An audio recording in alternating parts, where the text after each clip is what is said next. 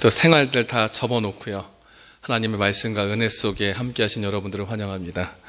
오늘 저는 선한 삶으로의 회귀라는 제목으로 호세아를 통해서 바라본 나의 신앙, 그 네 번째 시간을 통해서 말씀을 드리겠습니다. 저희가 지난 4주 동안 호세아 1장부터 시작해서 이제 오늘까지 10장을 같이 한번 쭉 살펴보겠습니다. 장마다 다 살펴보지 못해서 아쉬움이 있지만 큰 맥락에서 선지자가 주는 기별의 의미들이 무엇인지를 살펴보고 있고요. 그래서 저희가 첫째 주에는 풍요 속에서의 빈곤이라는 제목으로 이 나라가 부강했고 가장 잘 살게 되었지만 백성들이 너무나도 영적으로 피폐했고 하나님께 음행했던 모습들, 그리고 그 속에서도 하나님께서 얼마나 큰 사랑으로 바라보고 계시는지를 두 번째 시간을 통해 배웠고요. 그리고 지난주에 저희는 이제 지식으로 회복할 영성이라고 해서 하나님께서 우리가 회복할 수 있는 그 길은 하나님을 알아야 되는 것이고, 그것을 우리가 하지 못했던 것을 이야기합니다. 이 안다는 것은 그래서 경험하고 체험하는 그 신앙에 대한 이야기를 말씀드렸습니다. 오늘은 이제 그 네 번째 시간, 이들이 부족했던 또 하나, 바로 그것은 선이었습니다. 오늘 저는 호세아 8장부터 10장에 있는 몇 말씀들을 중심으로 통해서 선한 삶으로의 회귀란 제목으로 말씀을 드리겠습니다. 다 함께 우리 호세아 8장 1절부터 10장 11절까지 이제 몇 말씀들을 읽겠습니다. 성도님들께서 노란 글씨를 읽어주시면 되겠고요. 제가 하얀 글씨를 읽겠습니다. 나팔을 내 입에 댈지어다. 원수가 독수리처럼 여호와의 집에 덮치리니 이는 그들이 내 언약을 어기며 내 율법을 범함이로다.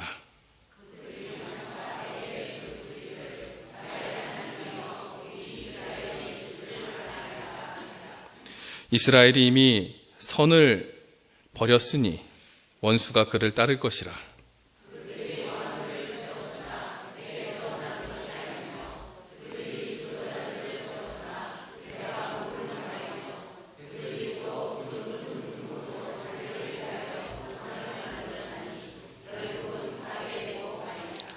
이스라엘아, 너는 이방 사람처럼 기뻐 뛰놀지 말라. 내가 음행하여 내 하나님을 떠나고 각 타작 마당에서 음행의 값을 좋아하였느니라.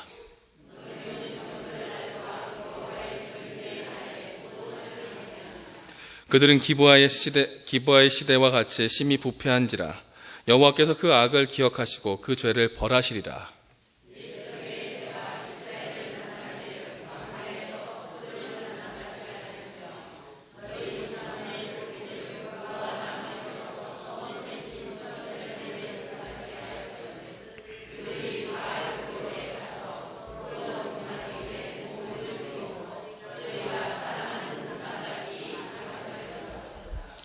이스라엘은 열매 맺는 무성한 포도나무라.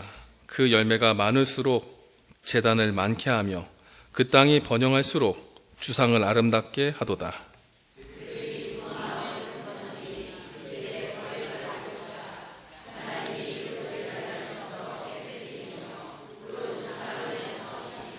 내가 원하는 때에 그들을 징계하리니 그들이 두 가지 죄에 걸릴 때에 만민이 모여서 그들을 치리라.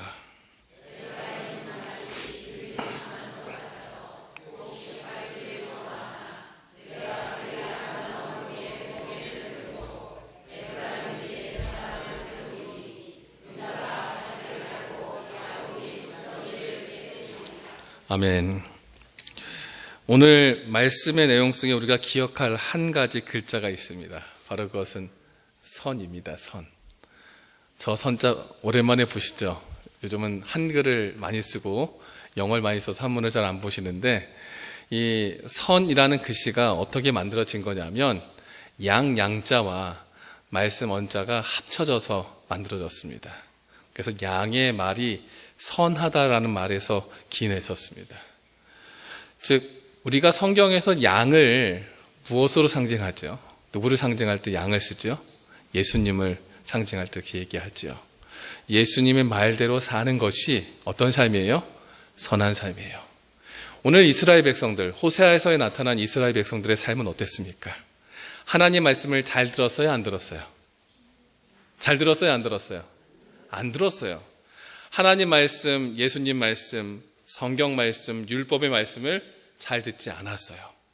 그 말씀에서 어긋나 있는 그 모습이 뭐예요? 선하지 않은 거예요. 그들을 오늘 하나님께서 선하지 않은 모습으로 이야기합니다. 그러면서 그 선하지 않는 모습이 어떻게 그들에게 나타났는지를 살펴보겠습니다.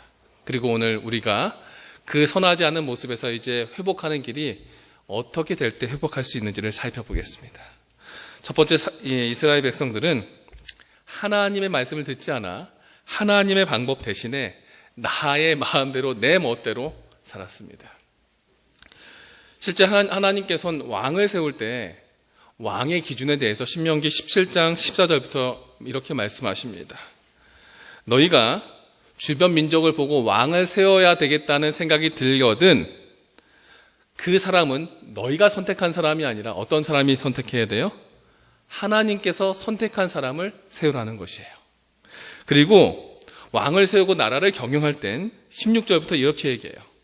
병마를 많이 두지 말고 군사를 많이 두지 말고 주변 나라들이 이렇게 하는 거 보고 따라가면서 애굽에 가서 손 벌리지 마라. 너희가 어디에서 나왔으니까? 애굽에서 나와서 지금 여기에 터를 잤기 때문에 그 애굽에 손 벌리지 말고 이방 나라에 손 벌리지 말고 나를 믿고 내가 원하는 만큼의 군사를 키우라 그래요. 그리고 왕에게 아내를 많이 두지 말라 그래요. 여러 정략적인 결혼에 의해서 이해관계에 의해서 나라의 경영도 힘들어지고 하나님의 뜻대로 소신대로 할 수 없기 때문에 아내 많이 두지 말고 내 욕심과 내 정욕을 위해서 아내를 두지 말고 나를 위해서 내 자신의 이익을 위해서 은금을 쌓고 그렇게 욕심부리고 경영하지 말아라. 그리고 왕위에 오르면 할 것, 그것을 18절부터 이렇게 얘기합니다. 레위 제사장 앞에 가서, 레위 사람 앞에 가서 율법을 기록하고 율법을 읽고 규례를 지켜서 스스로 교만하지 않게 삶을 준비하고 좌우로 치우치지 않게 살면 내가 그만한 사람을 왕의 자격에 맞게 만들어 줄 것이니 너희가 선택하고 너희 마음대로 하지 말고 내가 선택한 사람을 따르고 그리고 그 뜻에 따라서 말씀대로 살으라고 하나님께서는 이미 신명기 17장에 말씀을 해주셨어요.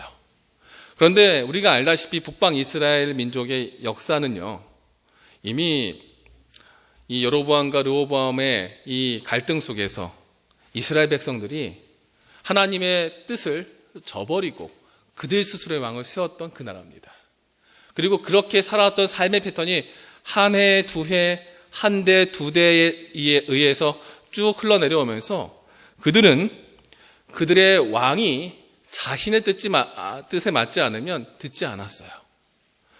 그 말은 반대로 왕도 적당히 좋으면 다 넘어가면서 하나님께서 주시고자 했던 뜻대로 나라를 경영하지 않았고 사람들도 적당히 살면서 나라는 평온할지 몰라도 그들의 삶에 분명한 삶의 마지막이 되고 하나님의 심판이 이를 때에 영원한 생명에 대한 확신은 없었던 현실을 이야기합니다.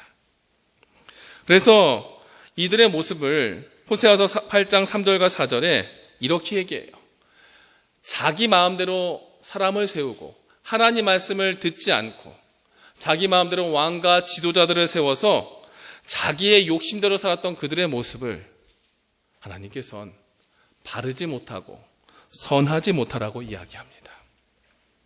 근데 제가 아까 보여드렸던 한문의 그 선자와 오늘 본문에서 말하는 호세아 8장의 선은 약간 의미가 다릅니다. 비슷한 맥락도 있지만 달라요. 이 본문 8장 3절의 선이라는 단어는요, 토브란 단어예요. 그러니까 선하고 좋은 것, 그것도 포함하지만 조금 더 나가면 어떤 의미가 있냐면 경제적인 이익을 포함해요. 좀 이해가 안 되죠? 지금 현재 이스라엘 백성들이 경제적으로 풍요로워야 안 풍요로워요? 풍요롭지요. 그렇죠? 풍요로움 선택해서 잘 사는데 선한 거 선택한 거 맞잖아요. 근데 여기에 경제적인 그 풍요로움과 이익은 어떤 의미가 있냐면 하나님께서 주신 것을 인정하고 그 은혜의 값으로 받은 그 경제적인 이익을 취한다는 거예요. 근데 이스라엘 백성들은 이미 우리가 앞에 호세아서 앞부분을 읽다 보면 이들이 하나님과 멀어졌지만 하나님은 그들에게 경제적인 이익과 삶에 대한 평안을 거두시지 않았어요. 그대로 주셨고 그 안에서라도 끝까지 내게 돌아오기를 하나님이 기다리셨다는 거예요. 근데 그 속에서 이스라엘 백성들은 하나님이 주신 경제적인 번영을 무엇으로 생각했냐? 내가 잘나고 내가 만들어서 세웠던 저 신이 축복해 준 것으로 생각하면서 하나님과 어긋나기 시작했어요. 즉 하나님의 은혜 가운데 들어와 있지만 그 은혜를 하나님의 것으로 전혀 생각하지 않고 내 의지와 나의 선과 나의 노력에 의해서 그렇게 되었다라고 생각하면서 그들의 마음은 점점 하나님과 멀어졌어요. 그렇기 때문에 그들의 삶의 형태는요, 그들의 나라의 법을 세우고 나라에 경영하는 지도자들과 왕을 세울 때에도 내 뜻에 맞는 사람을 세움으로써 하나님의 뜻이 내 삶을 지배하도록 만든 게 아니라 나의 편의대로 내 삶이 흘러가도록 나라를 이끌게 했고 사회를 만들었고 그런 삶이 그들의 삶 속에서 하나하나 녹아들게 만들었다는 거예요. 이 모습은 지금 우리의 모습과 너무나 흡사합니다. 혹시 여러분 교회 오기 조금 싫다고요? 조금 귀찮다고요? 집에서 인터넷 켜가지고 예배 드려보신 적 있습니까? 아니면 교회 와서 뭔가 귀찮다고 조금 불편하다고 혼자 어디 가서 예배 드려보신 적 있으십니까? 저는 인터넷으로 예배 드린 적이 있었어요. 언제인지 아세요? 다리 수술을 하고서 3주 입원해 있을 때 교회를 가지 못하고 그 병원에 있으면서 혼자 설교 방송을 봤어요. 혼자 기도하고 하는데 그 베드에 누워서 그렇게 하는 게 얼마나 성령이 충만할까요? 얼마나 지루하고 힘들까요? 어떨 마음이 들 것 같습니까? 첫 주는 버티지만 둘째 주, 셋째 주 되니까 교회를 가지 이렇게 왜 말씀을 듣지 생각이 들어요. 저는 군대에서 10달을 혼자 예배드렸습니다. 물론 전체 기간 중에서는 제가 22개월 중에 교회 나간 게 반이 안 돼요.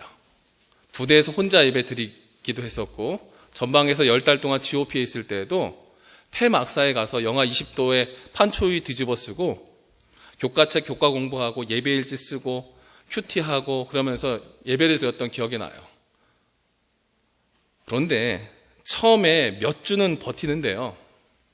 얼마 지나면 종교 행사로 4시간을 떼어달라고 해서 예배를 드리지만 4시간 중에 얼마를 예배 드린지 아십니까?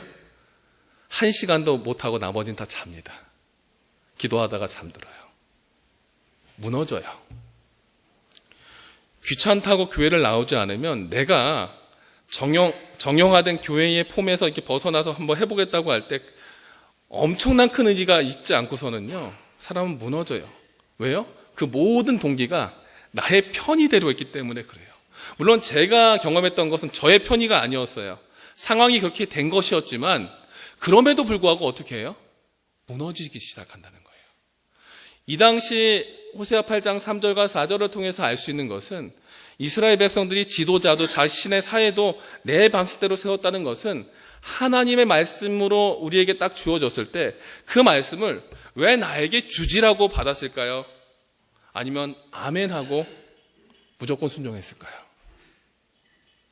그들은 순종보다는 물음표를 달고 그리고 하나님께서 왜 저렇게 하자 하면서 나는 아니야 라고 밀어내면서 내 마음대로 말씀을 생각했던 거예요. 그런 그들의 모습을 하나님께서 뭐라고 말씀하셨냐면 선을 버렸다라는 거예요. 우리의 모습도 자의적으로 나의 편의대로 우리의 신앙을 선택하고 따라간다면 우리는 어떤 사람하고 똑같아요? 이전에 북방 이스라엘 백성들과 다를 게 없어요. 음란이라고 하는 건, 음행이라고 하는 건 우리가 정말로 그런 나쁜 짓을 하러 가는 것에서부터 오는 것이 아닙니다. 그런 마음에서부터 시작한다는 것을 기억하십시오. 실제 자신의 욕심 때문에 망했던 하나님의 백성들이 있습니다. 우리가 잘 아는 아간이라는 사람이 있어요. 이 아간이 왜 범죄했죠? 그가 범죄했던 이유는 뭐였어요? 전리품을 갖고 오는 가운데 뭐 때문에 그랬어요? 욕심이었어요. 이 아가네젤을 우리는 그렇게 해서 압니다. 그리고 게하시라는 사람을 알죠. 엘리사의 종이었어요. 말이 종이지 이 게하시는 엘리사의 뒤를 이을 선지자였습니다. 근데 그가 뭐 때문에? 돈 때문에 거짓말하고 죄를 짓습니다. 하나님 안에 하나님의 백성이지만 그들이 음행한 적이 한 번도 없지만 왜 음행한 사람처럼 그렇게 하나님 앞에 문둥병 걸리고 왜 그렇게 죽게 되었을까요? 그 이유는 그들의 마음의 중심에서부터 하나님과 멀어지고 바르지 않은 것, 나 중심의 것을 뭐 한 거예요? 선택하고 따라간 것이었어요. 그러면서 그들은 물질과 자기 이익 때문에 자신을 먼저 선택하고 하나님을 등진, 바르지 못한, 선하지 못한 그 모습으로 그렇게 살았습니다. 그 모습이 바로 우리들의 모습이 되지 않도록 매 순간 기도하는 삶이 되기를 간절히 바랍니다. 하나님 방법 대신에 나의 마음대로 살았던 그들의 모습은요, 실제 호세아 8장 14절에 이렇게 나옵니다. 이스라엘 백성은 왕궁을 세우고 유다는 견고한 성읍을 많이 쌓았다라는 표현이 나와요. 실제 많은 돈들이나 많은 재물이나 안정이 있을 때 하나님을 위해서 다시 한번 헌신해야 되는 백성들이 이제 그 모든 이익을 누구를 위해서 쓴다는 거예요? 내 이익, 나의 안전. 그래서 하나님께서 이것을 보호해달라고 하는 기도와 헌신보다는 그 많은 시간과 노력을 어디에 쓰는 거예요? 스스로 안전을 택하는 좋은 왕궁들과 성읍들을 지어놓고 편한 집, 안전한 사회를 부르짖으면서 좋은 사회를 만들겠다고는 하지만 그 속에 누구는 안 계셔요? 하나님 계시지 않는 삶을 살아가는 그들의 모습을 볼 수 있습니다. 혹 우리들의 삶은 이렇지 않은지요? 아침에 일어나서 하나님 감사합니다라고 새 생명 주셔서 감사합니다라고 시작하지만 실제 삶의 경영 속에 내 스스로 내 삶을 경영하는 데 있어서 선택권과 삶의 주권을 하나님이 개입하시도록 만드는지 아니면 내 스스로 다 만들어 놓고 하나님 이것만 받으세요라고 하는지 생각해 보십시오. 하나님께서 북방 이스라엘 백성들과 남방 유다 백성들까지 그들 스스로 잘 살아보려고 하고 성공해 보려고 하고 잘나보고 안전하게 편하게 살아보려고 했던 그 삶에 대해서 경고하십니다. 내가 그 성읍들에 불을 보내어 그 성들을 어떻게 하겠다? 삼키게 하겠다. 우리의 생각과 우리의 판단과 우리의 헌신과 노력보다 우선된 게 있습니다. 그것이 하나님의 뜻과 맞는 것인가? 하나님의 말씀을 듣고 내가 행동하고 옮겼는가? 오늘 하나님께서는 이스라엘 백성들의 삶이 번영되고 풍요롭고 많이 안정되었지만 그 안정 얼마 가지 않을 거다. 당장 호세아 3년째 호세아의 이 봉사 3년째에 북방 이스라엘이 어떻게 돼요? 멸망되기 시작해요. 공격을 받습니다. 그런 과정 속에 얼마나 버틸 수 있을까요? 하나님께서는 현재 내 삶 속의 풍요로움이 하나님께서 주신 것을 믿고 하나님을 위해서 나의 삶을 거기에 집중해서 하나님을 위해서 다시 한번 헌신하도록 우리들을 부른다는 것을 기억하시기 바랍니다. 그리고 하나님께서 말씀하신 두 번째 선을 떠난 모습은 거룩을 버리고 음행에 빠진 백성들에 대한 이야기입니다. 제가 한 18년 전에 한 빵을 먹었습니다. 지나가다가. 맛있어 보입니까? 길거리에서 젖빵을 파는데요. 이렇게 큼지막했어요. 저는 그때만 해도 돈이 그렇게 없어서 그 버스비 아까워서 어떨 때는 막 걸어 다니고 그랬어요. 그때 젖빵 하나가 500원이었는데 지나가다가 저거 보면 맛있겠다. 근데 커요. 500원인데 크니까 어때요? 요만한 빵보다 이만한 빵이니까 어떻게 맛있어 보여서 샀습니다. 그리고 한 입을 딱 물었습니다. 왜 웃으세요? 어떤 빵인지 아세요? 네. 그 다음 시트 보여주세요. 이렇게 비어 있었어요. 뭐야, 속았네?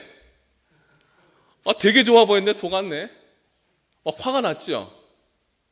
근데 뭐라고 말할 수가 없었어요. 내가 값을 지불했으니까 어쩔 수 없죠. 얼마나 허탈한지 몰랐어요. 500원이 아까웠어요. 그 후로 사 먹었을까요? 안 사 먹었습니다. 저희 둘째 낳고 한번 사 먹었던 적이 있어요. 옛날 그 생각이 있어서 한번 사 먹은 적이 있지만 아직도 젖빵 보면 그렇게 먹고 싶은 생각은 없습니다. 속은 느낌. 속이 비었어요. 그리고 한 20년 전에 이제 군생활 할 때 안식일에 교회를 오면 교회에 있는 그 전도사님이 그 사택 주방에 군인들이 이제 쉴 수 있는 방이 하나 있었어요. 목사님 거실하고 목사님 침실 사이에 창고방이 하나 있는데 거기에 그 군인들 먹으라고 라면이나 두유를 갖다 놓는다는 것을 저희가 알게 됐어요. 그러니까 알려주지 않은데 알게 된 거예요. 거기에 뭔가 있다. 근데 얼마나 저희가 배고플 때입니까? 그때 한 21살이었는데 그때 막 군대에서 이제 겨우 교회 나오는 거 허락받아서 나와서 밥을 먹어도 배고플 그때 이제 뭘 할 게 없는 거야, 안식일 오후에. 그래서 그럼 뭐라도 먹자. 그래서 막 어딜 뒤질까 하다가 그게 생각이 나서 창고를 딱 열었어요. 딱 창고를 열었는데 거기에 뭐가 있는지 아세요? 아주 예쁘게 생긴 아기 두유가 있는 거예요. 그때 제가 군대에 들어갈 때는 아기 두유를 몰랐어요. 그때 안 나왔었어요. 근데 97년인가 그때 나왔던 것 같아요. 그래서 그때 저 아기들 보는데 제가 실은 개인적으로 저 초록색은 싫어해요. 국방색 계열은 싫어해요. 군대 색깔은. 근데 저 파란색을 되게 좋아하는데 파란색 있는 두유가 몇 박스가 있는 거예요. 그러니까 얼마나 맛있어 보일까요? 근데 앞에 아기라고 써 있으니까 더 맛있겠다. 그래서 이제 데리고 같이 먹었습니다. 혼자 먹은 게 아니라 같은 이제 후임병들 데리고 먹었어요. 먹는데요. 빨대를 꽂고 먹는데 기존의 두유와 다른 거예요. 원래 두유는요 파우치로 나와가지고 어떻게 생긴지 아시죠? 그때 요게 많이 팔렸었어요. 그래서 이 모양보다 그 다음에 나온 아기 두유 모양이 더 예쁘고 맛있어 보여서 먹는데 맛이 달라요. 아기 두유인데 저는 애들을 모르니까 새콤달콤한 거예요. 새콤하네. 근데 먹다 보니까 이게 막 덩어리도 생기는 거예요. 씹어 먹으라고 있나? 그래서 그거를 새콤한데 고소하고 막 씹는 맛이 느껴지니까 특이한데 이상하고 그러니까 야 새로 나온 거 같다고 해서 한 6명을 다 불렀어요. 군인들을 다 먹으라고 막. 근데 한 애가 그 중에 가장 늦게 군대에 들어온 애가 그 둘을 아는 애예요. 먹어본 애인데 딱 먹더니 뭐라는 거예요 저한테? 상했어요. 그래가지고 그날 밤에 부대 돌아가서 얼마나 힘들었는지 모릅니다. 2개인가 3개를 먹었으니까요. 그 상한 거를. 얼마나 군인들이 배고팠는지 정신없이 먹었어요. 겉은 정말 예쁜 색깔이고 좋아 보여서 먹었는데 속이 뭐 한 거예요? 상한 거예요.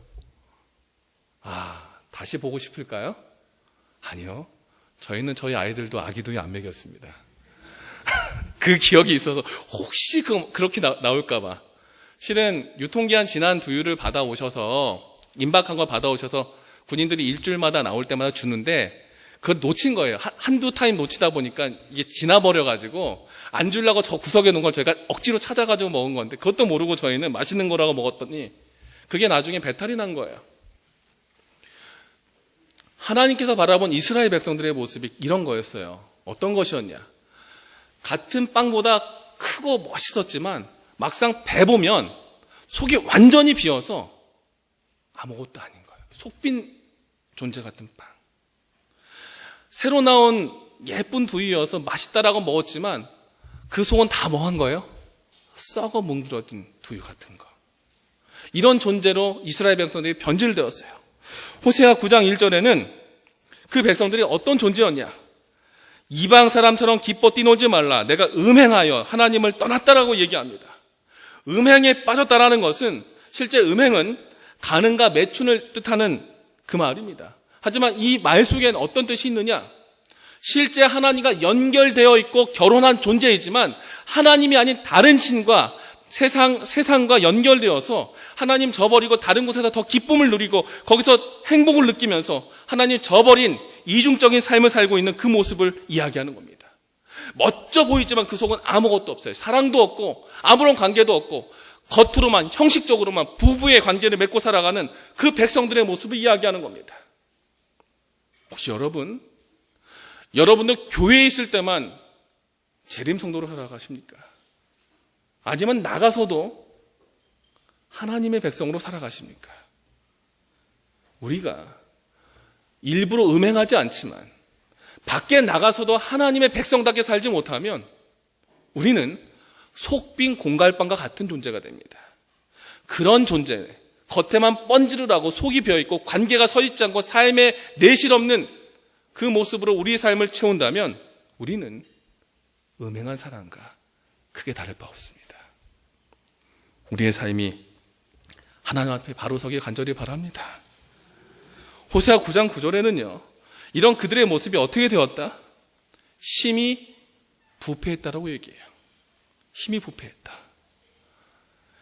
제가 아까 두유 먹었을 때 속이 다 상했는데 계속 먹었다고 했죠. 부패한 두유를 어떤 맛인지 모르고 먹었어요. 근데 이 부패한 것은 가까이 두면 둘수록 자기만 상하는 것이 아니라 먹은 사람도 상합니다. 사과 하나가 썩을 때 썩은 사과가 하나 있으면 그걸 냅둬야 됩니까? 바로 빼야 됩니까? 바로 빼야 돼요. 그 썩은 하나 때문에 어떻게 돼요? 모두가 썩습니다. 하나님께서 영적으로 부패한 그들의 모습, 그것을 무엇으로 얘기하냐면 호세아 9장 9절에 그들을 악하다라고 얘기합니다. 결국 거룩한 백성이지만 거룩을 버리고 음행의 백성으로 빠지고 그 삶이 부패되어 하나님으로부터 분리된 존재로 스스로를 만든 백성들, 그 백성들에게 남은 건 뭐밖에 없을까요? 이제 껍데기밖에 없어요. 껍데기만 남아있는 그들에게 하나님께서 뭘 바라겠습니까? 호세아 9장 5절에 너희의 명절날과 여호와의 절기날에 너희가 무엇하겠느냐? 마음이 딴 데 있는 사람들이 하나님께 제사를 지낸들 그게 무슨 의미가 있겠느냐? 예배란 하나님과 사람과의 진정한 관계, 바른 관계에서 시작되는데 하나님의 형상대로 지음받은 우리가 하나님의 형상대로 살지 않고 있으면서 그 시간만 와서 딱 예배한다면 그게 무슨 의미가 있겠느냐? 여러분, 오늘 우리가 안식일 시간이 되어서 이렇게 안식일 예배의 시작 시간에 예배드립니다. 그런데요, 안식일 계명에 대해서 출애굽기 20장 8절과 9절에는 무엇으로 얘기하냐면 안식일을 기억해서 거룩히 지키라라고 얘기해요. 좀 눌러주세요. 근데 그 다음 조건이 뭐예요? 엿새 동안은 뭐 하라고요? 힘써 내 모든 일을 행할 것이다라 그래요. 6일 동안 나의 일을 행한다는 것은 내 마음대로 살며 경영한다는 것이 아니지요. 내게 주신 하나님의 뜻과 은혜를 알고 그 안에서 하나님의 뜻대로 살아가다가 6일 동안의 은혜를 가지고 감동을 가지고 이 안식일에 뭐 하라는 거예요? 그 기쁨을 가지고 나와서 하나님 앞에 예배하라는 거예요. 그 이스라엘 백성들의 삶은 절기나 예배드리는 그 날만 뭐 한 거예요? 예배드리는 그 모습으로 서 있지만 정작 그들은요, 매일매일 순간의 삶은 하나님과 연결되지 않았어요. 밖에 사람들처럼 적당히 속이고 적당히 대충하고 내 이익을 위해서 마음대로 내 삶을 조종하는 그런 모습으로 그들은 살았습니다. 껍데기만 있었어요. 껍데기만 하나님의 백성이었어요. 그들의 모습은 어떤 모습이었냐? 호세아 9장 10절에 하나님은 그들을 광야에서 포도를 만난 것 같이 무화과에서 처음 맺힌 열매를 본 것 같이 너무나 기뻐해서 그들을 막 대하지만 정작 이스라엘 백성들은 하나님의 그 기쁨을 인지하지 못하고 그 모든 축복을 가지고 누구에게 갔어요? 바알보올에게 가서 이방신에게 가서 그 부끄러운 우상에게 제사 드리고 하나님을 등진 모습을 통해서 하나님은 그들을 안타까워하시고 백성들은 하나님의 뜻을 전혀 모르고 자기 마음대로 부패한 삶 속에 빠져들고 있었습니다. 그리고 그들은 호세아 9장 15절부터 17절을 통해서 하나님의 저주 아닌 저주를 받습니다. 이 말씀을 통해서 우리는 마음 접은 하나님의 모습을 알 수 있어요. 그들의 모든 악이 길갈에 있고 내가 거기서 그들을 미워했다. 그들의 행위가 악함으로 내 집에서 그들을 쫓아내고 다시 사랑하지 않겠다. 그리고 에브라임은 매를 맞아서 그 뿌리가 말라서 열매를 맺지 못하고 비록 아이를 낳아도 내가 그 사랑하는 그 태의 열매를 어떻게 하겠다? 죽이겠다. 애 낳는데 애가 죽어서 낳대요. 여러분 주변에 그런 분 보신 적이 있습니까? 저희는 주변에 그런 분을 본 적이 있어요. 2번 죽은 아이를 낳고 한 번은 낳는데 몇 달 있다 아이가 죽었어요. 그렇게 가까이서 그렇게 아이 때문에 어려움을 당한 집을 보면서 느낀 게 있어요. 나는 저러면 안 되는데. 너무 무서우니까 감당할 수 없으니까 난 피해 갔으면 좋겠어요. 그리고 그때 그런 걸 보고 나서부터 아이에게 하는 기도가 바뀌죠. 어떻게 해요? 건강하기만 해라.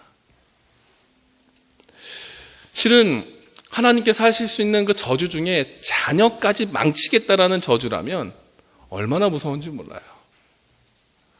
근데 이 말씀을 가만히 보다 보면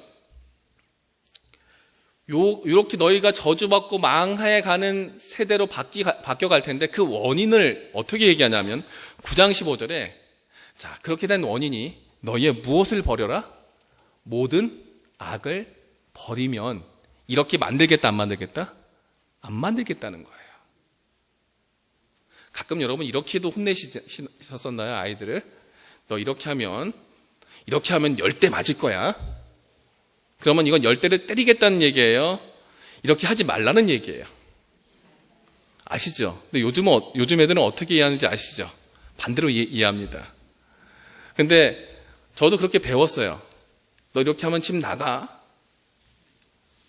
그러면 안 나가려고 어떻게 해요? 반대로 행하죠.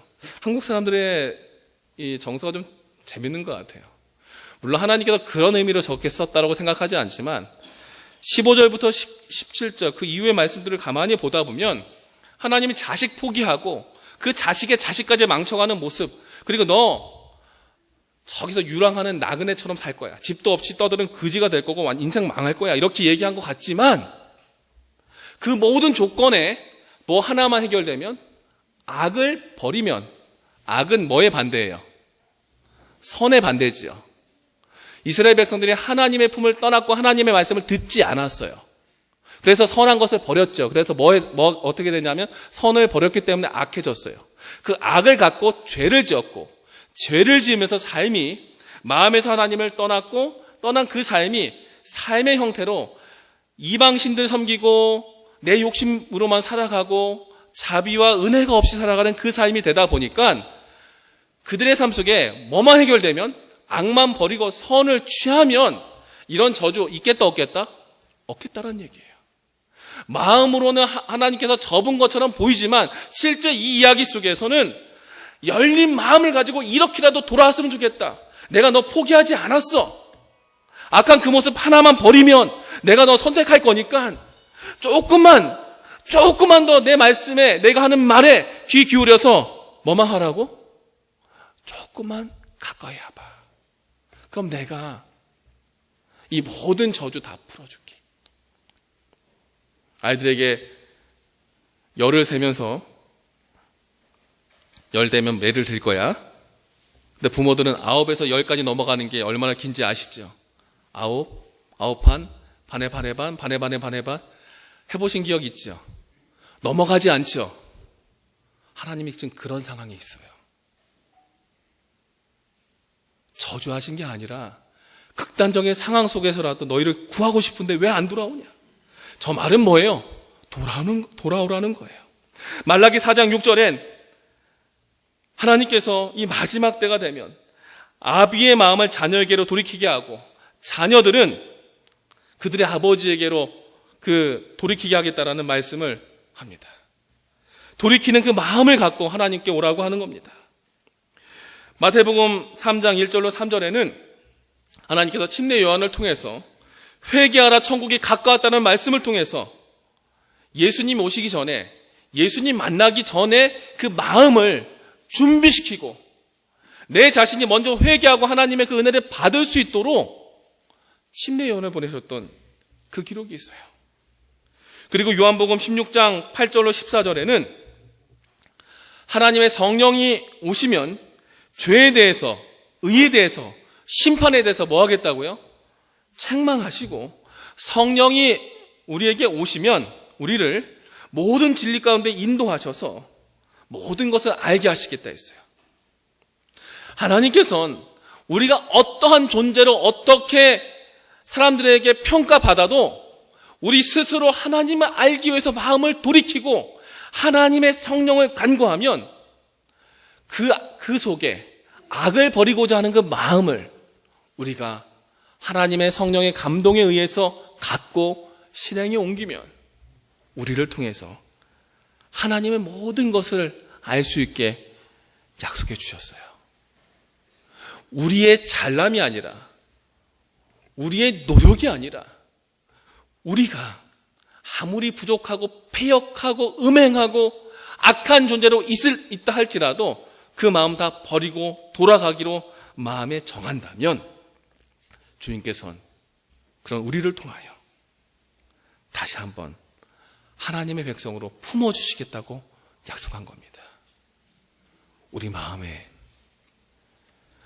밖의 사람들처럼 정말 우리 그렇게 살지 않지만 하나님 보시기에 그분의 마음을 가슴 아프게 했었던 혹 음행이나 부패나 죄악이 있었습니까?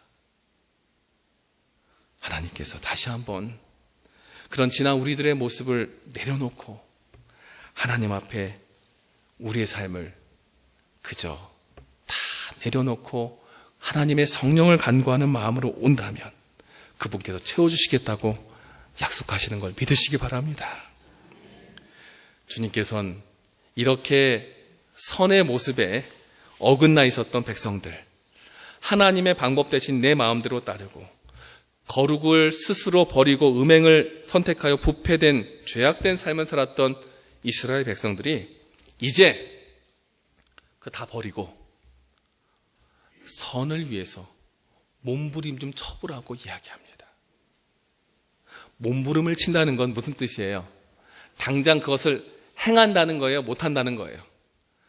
행하긴 하지만 잘 돼요? 안 돼요? 안 돼요.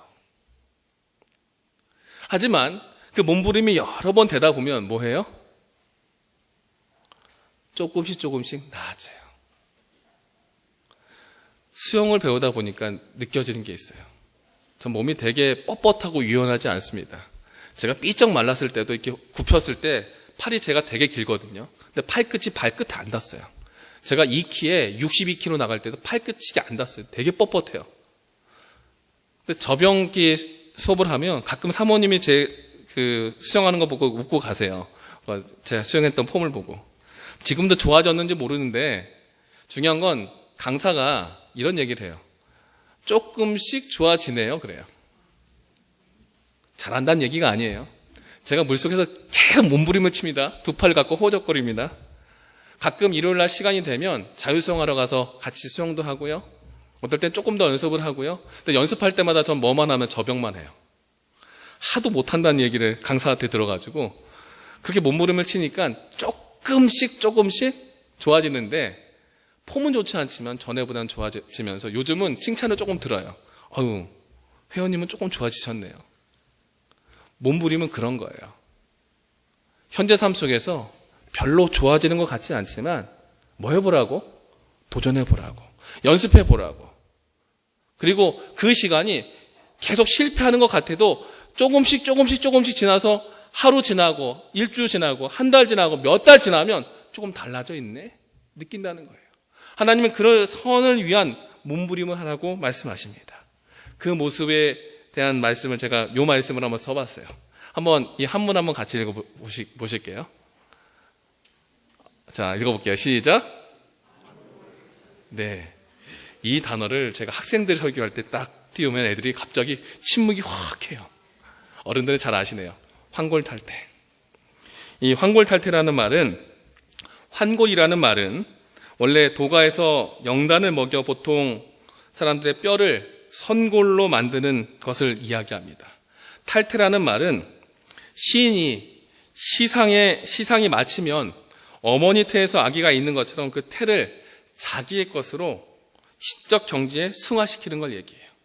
즉, 이 말의 뜻은 글을 쓸 때도 시상에 따라서 편하게 말을 바꾸면서도 그 뜻이 잘 전달될 수 있도록 노력한다는 거, 그렇게 만들어 간다는 거죠. 그 정도로 잘 쓰려면 얼마나 많이 노력해야 될까요? 실은 우리는 환골탈태하면 어떤 뜻으로 많이 생각하냐면 우리 속을 싹 바꿔서 새로운 존재를 뭐 하라는 거예요? 완전히 바꿔놓으라는 거죠. 그러니까 그 바꾸기 위해서 필요한 것이 뭘까요? 연습이고 노력입니다. 여러분, 세상에 마술과 요술처럼 한 번에 되는 게 있어요, 없어요? 없지요. 그래서 하나님께서는 그렇게 삶을 바꾸도록 우리에게 몇 가지 제안을 합니다. 그것이 호세아 10장 1절과 2절에 나오는 말씀이에요. 우리의 현재의 모습이 호세아 10장 1절과 2절에 이스라엘은 열매 맺는 무성한 포도나무다. 열매가 많을수록 재단에 많게 하고 그 땅이 번영할수록 주상을 아름답게 한다 했어요. 좀 넘겨주세요. 여기에 이스라엘 백성들은 하나님께서 축복해 주신 백성인데도 불구하고 많을수록 재단과 주상에게 덜하고 아름답게 한다는 것은 그들이 그 감사를 하나님께 드리지 않고 우상에게 드렸다는 거죠. 하나님의 축복을 받고 하나님께 관계가 되어 있으면서도 그들의 삶은 누구를 섬겼어요? 이방신을 섬겼다는 거예요. 그 모습을 호세아 10장 2절에 그들이 무엇을 품었으니? 10장 2절에 두 마음을 품었다 그래요. 두 마음. 두 마음에 대해서 하나님께서는 뭐라고 해요? 하나님과 연결되어서 축복은 받지만 그 감사는 어디로 드리는 거예요? 세상과 이방에게 드리는 그 모습을 얘기합니다. 혹 여러분, 우리는 두 마음을 갖고 있는지 한번 잘 생각해 보세요. 급하고 안 풀리고 어려울 때 하나님께 기도하지요. 근데 삶이 채워집니다. 채워지고 나서 감사의 기도를 정말 그 급할 때 간절함처럼 하시게 되나요? 일단 급한 게 다 지나가고 나면 우리는 어떻게 해요? 잊어버려요. 적당히 기도하고 적당히 맞추고 때로는 그것마저 잊어버려서 내가 잘나서 그런지 알아요.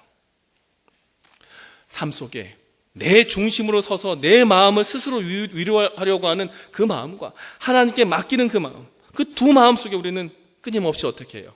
이중적인 신앙의 모습을 살아갑니다. 하나님을 위해서 무엇인가 하면 되지만 그 속에 내 이름이 들어있지 않고 내가 드러나지 않으면 속상해하는 내 모습 속에 어쩌면 이중적인 나의 모습이 아닌가 생각해 보시기 바랍니다. 주님께서 그럼 우리의 모습을 어떻게 하라고요? 버리라는 겁니다. 그리고 우리에게 스스로 세우기 위해서 마음을 새롭게 하라고 하십니다. 그래서 호세아 10장 10절에 하나님께서 이런 말씀을 하세요. 내가 그들을 징계하겠는데 그들이 두 가지 죄에 걸릴 때, 넘겨주세요. 그들이 두 가지 죄에 걸릴 때 하나님께서 그를 치시겠다. 이 두 가지 죄에 대한 해석들이 되게 여러 가지예요. 잘 모르겠다는 해석들도 있어요. 우리 교회 주석에는 잘 모르겠다고 써 있습니다. 근데 제가 이게 쭉 보면서 느낀 이 두 가지 죄는 이렇게 생각할 수 있을 것 같아요. 첫 번째는 하나님과 관계되어 있다라고 하면서 하나님과의 그 관계를 스스로 버린 죄. 두 번째는 내 스스로 이방을 선택하고 거기에 헌신한 죄. 이렇게 해서 생각해 봤고요. 두 번째는 제가 호세아서를 보면서 이스라엘 백성들이 하나님과 어긋난 두 가지를 뽑는다면 첫 번째는 지이고요. 두 번째는 선입니다. 하나님을 알려고 하지 않고 버린 것이고요. 두 번째는 그 하나님의 선을 받지 않고 버린 것이에요. 그러면서 음행에 빠지고 관계되지 않고 내 마음대로 하는 신앙에 빠져 있었던 그 모습. 하나님께서 그 두 가지 죄를 어쩌면 이렇게 표현했을 것 같아요. 하나님을 스스로 버리고 하나님을 알지 않고 경험 없는 신앙 속에서 하나님의 선을 거부하여 스스로 죄에 빠져있는 그 삶 속에 어떻게 하라고요? 돌이키라고요. 근데 그 돌이키는 방법에 어떻게 하라고 하냐면 호세아 10장 11절에 너희는 길들인 암소같이 곡식 밟기를 좋아하지만 너희가 하고 싶은 대로 적당히 하지만 내가 너희의 목에 무엇을 메고 멍에를 메우고 에브라임 위에 우리 위에 누가 타겠다? 사람이 타겠다. 지금까지는 손은 열심히 일을 해야 됩니다. 일 안 하고 적당히 살고 이렇게 살았지만 이제 내 등 위에 누가 타고? 한 사람, 완전하신 분 누가 타고? 예수님이 타고 그 예수님이 내 마음밭에 오셔서 내 마음을 어떻게 하게? 깊게 갈게. 적당히 밭을 가다가 깊게 갈면 어떻습니까? 갈기가 쉬워요, 어려워요? 어려워요. 한 해 묵힌 밭을 갈려면 잘 갈아지나요? 소를 갖고 갈아본 적은 없어요. 그런데 그 밭을 가서 삽을 갖고 떠보면요 힘들어요. 단단해지고 무뎌진 그 땅을 이제 내 위에 예수님이 타고 예수님에 의해서 힘들지만 조금씩 파면서 스스로 하나님의 품에서 떠나 있었던 내 모습을 조금씩 가까이 연습하고 몸부림치면서 내 모습을 환골탈태의 경험들 바꿔가고 변화되고 새 모습을 심으면 하나님께서 우리에게 임하시겠다고 약속하세요.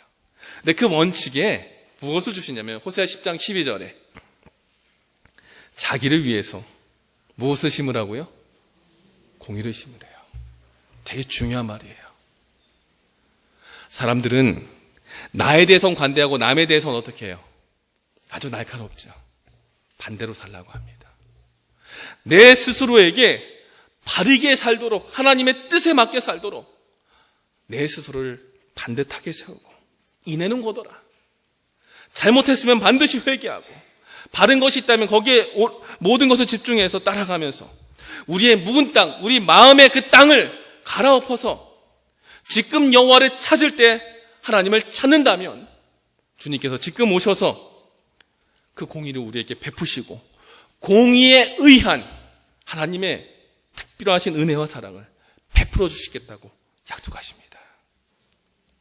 오늘 우리 마음에 하나님과 멀어져 있었던 선한 삶의 모습이 이제 한 번에 못한다 할지라도 조금씩 내 마음을 하나님이 내 등에 타서 나를 통해서 갈 수 있도록 주님 앞에 조금씩 연습하면서 하나님 앞에 나아가기 간절히 바랍니다. 이 세상에 우리가 아무리 멋진 인생을 산다 한들 그 삶의 중심이 하나님에게서 멀어져 있고 삶의 흐름이 하나님의 말씀에서 멀어져 있다면 그것은 아무것도 아닙니다. 오늘 이 시간 우리의 삶이 주님 앞에 모든 것을 내려놓고 다시 한번 회개하며 주님 앞에 가까이 가며 그분의 십자가 앞에 그분의 우리를 살리신 선하심과 인자하심을 맛보는 귀한 안식일 되기 바라며 말씀을 마치겠습니다.